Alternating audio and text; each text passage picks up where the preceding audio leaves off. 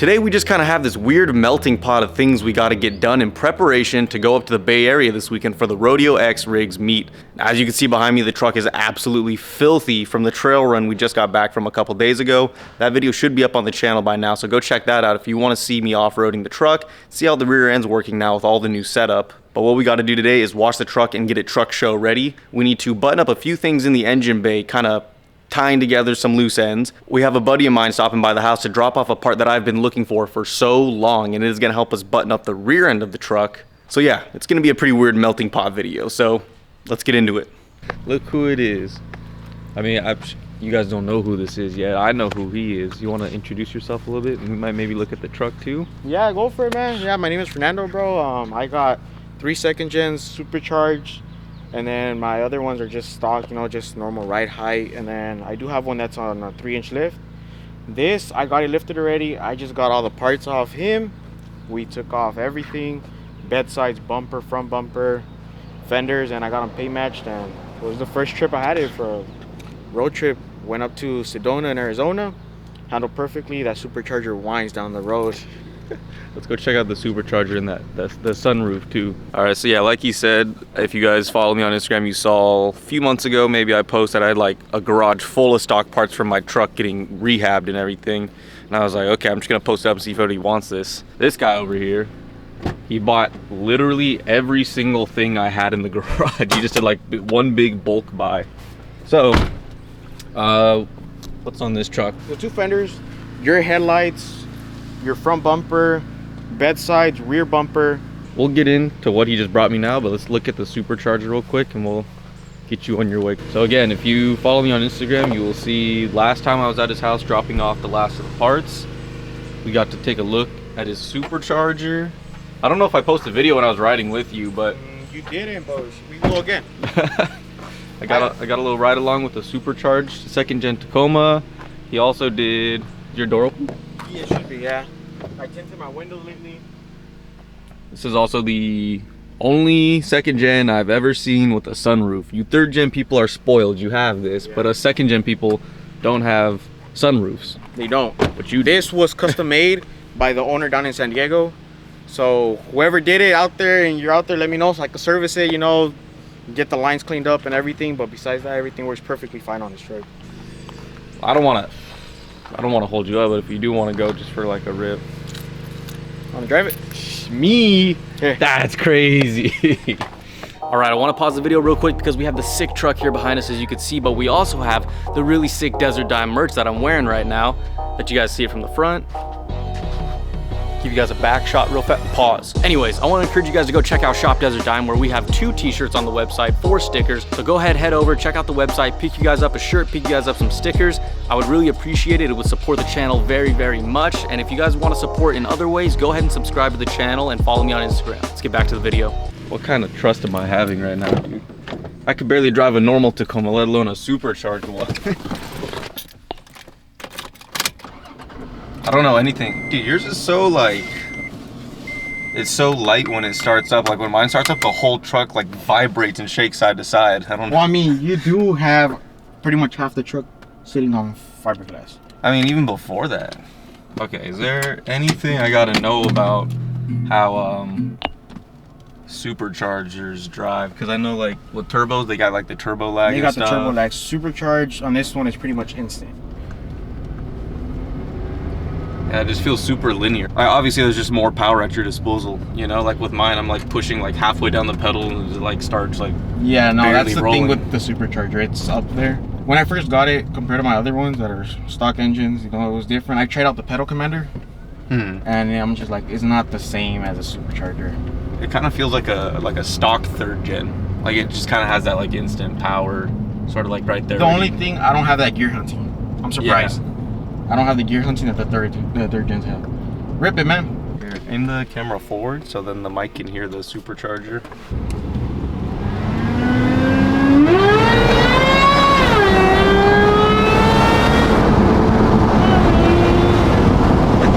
That's crazy. It feels like, it doesn't feel as crazy or different as you would expect it to. Like it all feels exactly the same, just like a little more, you know? Yeah, and then I'll be honest with you, this truck, I believe it's rear geared. Don't take my word for it, but it's up there.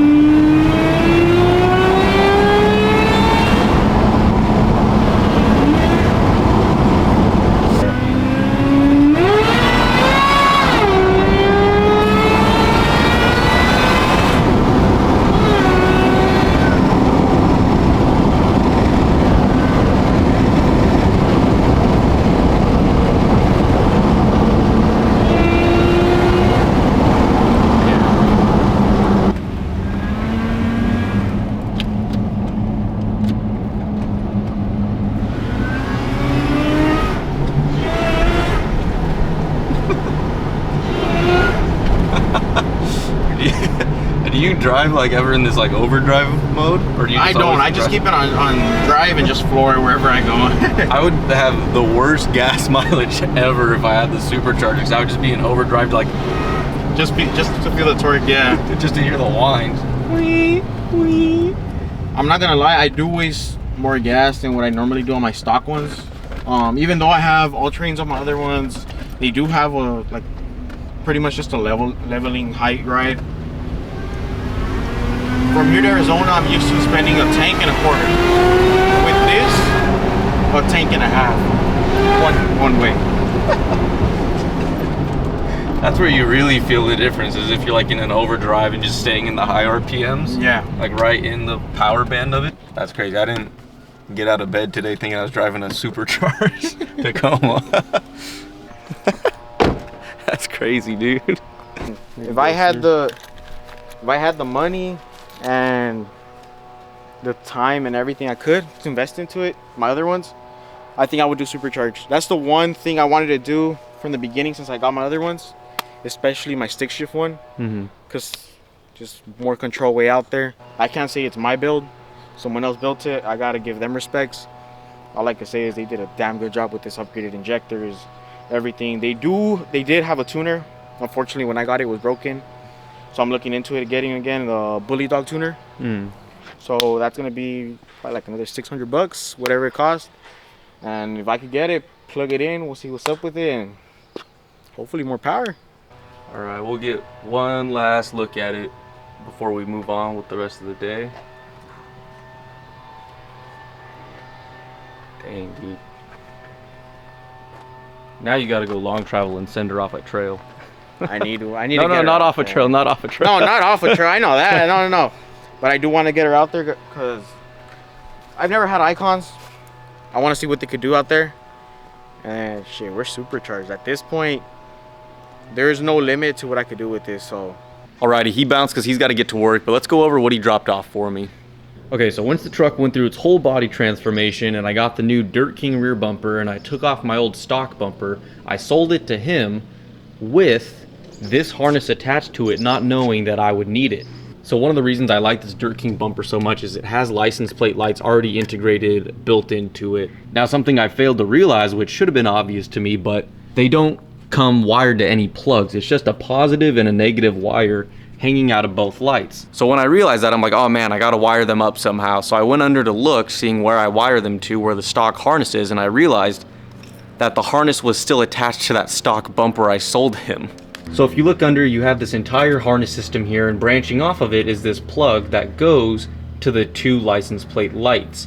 This is where the harness plugs in, then it comes back, splits off into a Y going to each one. Now, I could have just cut this connector off right here and then spliced in some wiring to each one and have it hardwired. But if I ever wanted to take this bumper off for whatever reason, then the lights are hardwired to it and I can't fully disconnect the bumper. Those wires are gonna be like keeping it connected. So I'd have to cut the wires every time I wanted to take the bumper completely off.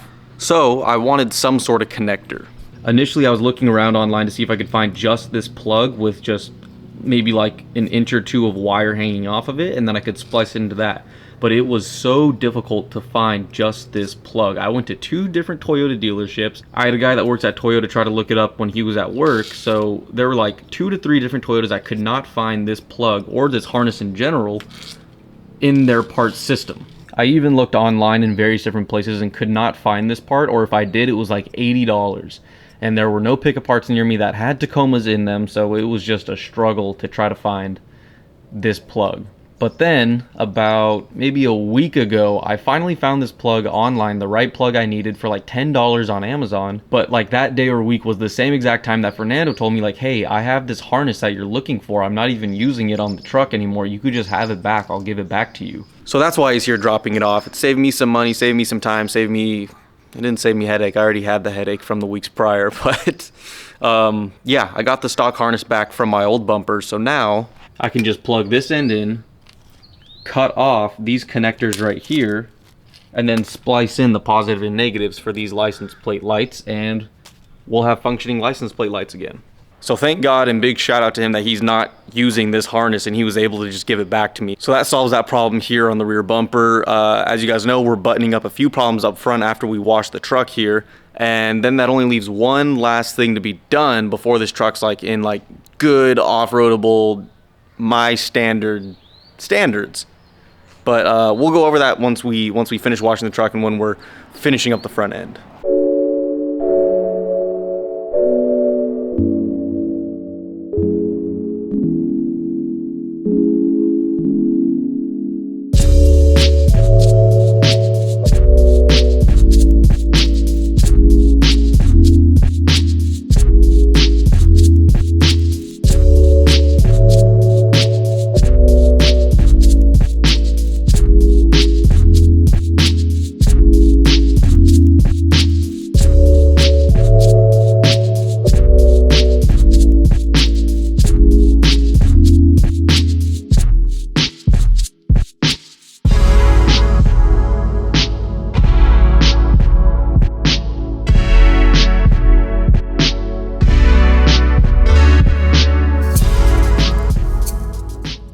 All right, it is getting way too hot to finish the truck right now. I got a majority of it done. All I got to do is like dress the tires, clean the windows, clean the interior kind of stuff. So I'll probably do that tomorrow before we head out to the bay. But one thing I am gonna do while I already have the spare tires out and the spare tire strap off is respray the strap to help it slow down and prevent the sun fading effect that a strap gets when it lives in the bed of your truck 24/7. So I first sprayed the Desert Dime Alpine spare tire strap when they came out back in October before I put it in the truck. So it's been a little over half a year. It's time to respray it, kind of save it. Maybe it'll bring back some of the color, some of the richness to it. And I know a lot of you guys are interested in getting spare tire straps. These sold out in November. The first batch, the first design sold out way back in November. But since there's been a lot of people asking me to buy one, I'm gonna bring back a second batch. Now it's gonna be a new design, a new drop. So make sure you guys follow me on Instagram and stay tuned, because once that drop sells out, there's going to be no more of that design either. We're going to move on to a third design sometime later in the year, or maybe even next year. So make sure you guys stay tuned for that. But I'm going to go ahead and spray that strap down right now, get everything put back together, cleaned up. Then we'll touch base when I'm doing the last thing on today's checklist, which is buttoning up some stuff in the engine bay. All right, I just realized that those last two shots might be a little too close for comfort because I forgot I was zoomed in. But we don't really have time to reshoot, and we don't fake anything on this channel, so you guys are getting the up close shots.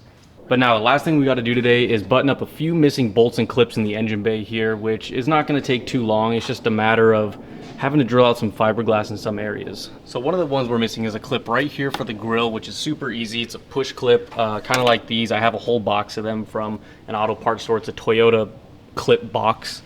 And then the last two things, or last three, I guess, are fiberglass drilling holes. We have one right here for the headlight prong, one right here for the washer fluid reservoir, which I might not put back in because you could see here there's a fracture going all the way through it. So maybe if I leave it free floating, it won't crack anymore, and it's bolted in on the side. So we might just leave that one.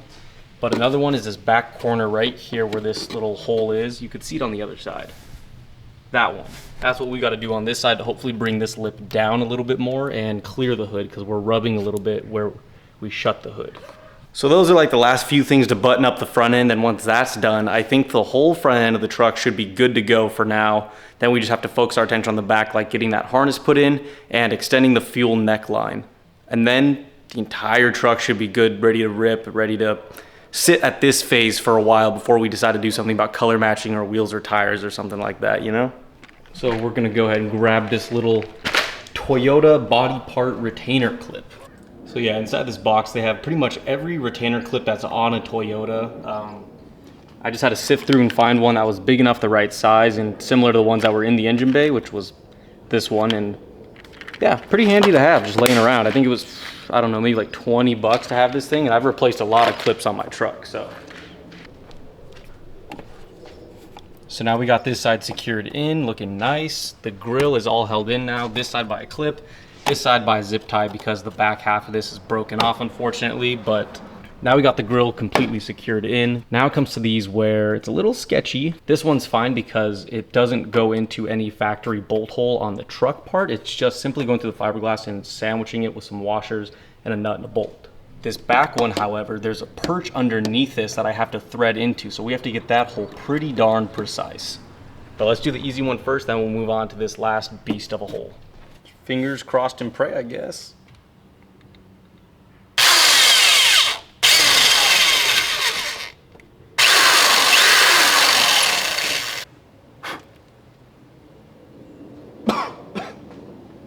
See, I also didn't know what size to do. I'm just kind of guessing at that. It's pretty close. Pretty close.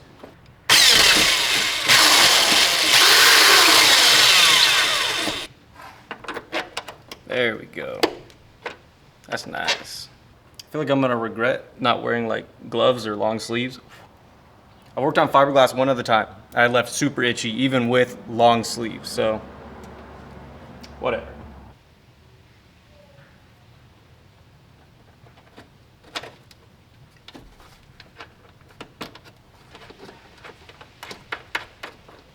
I'm being way too lazy right now. I do not want to pull out my toolbox to get the proper tools when I feel like I should, because this is just going to be way harder without it.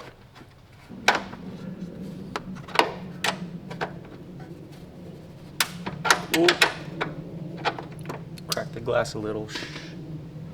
All right, headlights are secured. Now, trying to figure out this back corner. There's no real game plan for this one. We're just gonna kind of smoke a tiny little pilot hole and see if we could get close enough.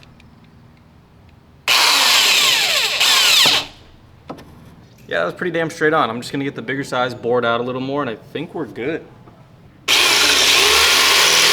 Now the one tricky part slash downside of this part is all of the lips on this glass, when it was delivered to the shop, were like curved up, they said. So one, I'm scared that once I tighten this down and it starts pulling the lip, it's gonna crack the glass even more right here. And two, I forgot what two was. Yeah, hopefully you can kind of see here the angles I'm talking about. The washer's like completely slanted, and there's a big gap on this side of the head of the bolt as to where this side's already touching. So when I tighten it, it's gonna start pulling this lip down. You could already see in the back corner there, it's starting to crack, so that's what I'm worried about, but I guess we'll just send it and see, you know? I've been told that, like, I mean, obviously we all know that glass isn't perfect when it comes, and there's some repair work that needs to be done, so that's kind of what I'm just chalking this up to, is like, yeah, it's gonna crack, the lips aren't gonna be perfect, but once you get it all settled down and there are those cracks, and you can go back and fill them and repair them and stuff like that. So, I don't know, that's kind of the mindset right now.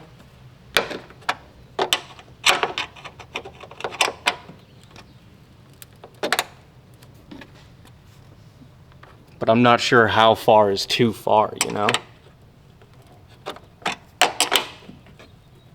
Because I also talked to McNeil and they said, like, essentially there's two layers. Like, there's like the layer of the clear gel coating that will crack, which is fine. But then there's also like a full-on crack all the way through and split. So these are like halfway through. So I'm not sure how much further is too far. Well, alrighty. I think that just about wraps up this front end getting buttoned up. We now have the entire side of this glass buttoned down. We have the headlights buttoned down. We have all 4 points in the grill secured. We have this side of headlights done, and we now have all this side of the fiberglass put down. The only thing we are missing, like I said, is this top one for the windshield washer fluid reservoir. And that's just because it's fractured maybe 70% of the way through. So I'm gonna leave it off for now, see how it handles. If this one starts to fracture back here, the part that is bolted up, then I might just go ahead, bite the bullet, drill this one in, and like JB weld sort of this closed, and maybe put some securing on this side where it starts to crack, if it does start to crack.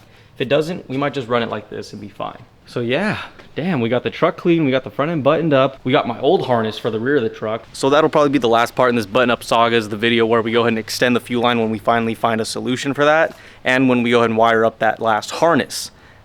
Not like any of this is stopping us from off-roading, because like you saw, the truck was filthy. I just took it out.